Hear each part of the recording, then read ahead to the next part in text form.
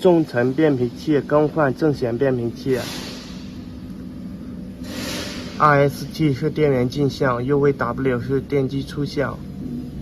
控制线的话，一共是5根 ，EC、EB。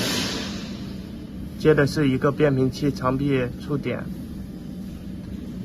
，A 加 A 减 ZND， 接的是485接口 ，A 减对应25，A 加对应26，ZND 对应24。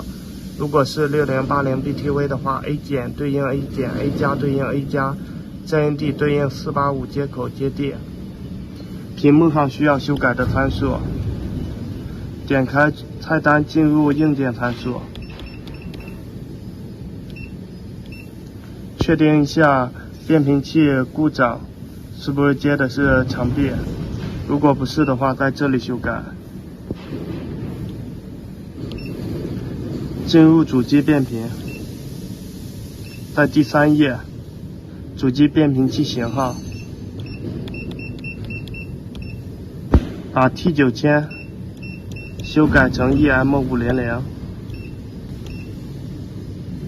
修改到 EM500， 返回，进入变频器预设，确定一下变频器是不是在 EM500。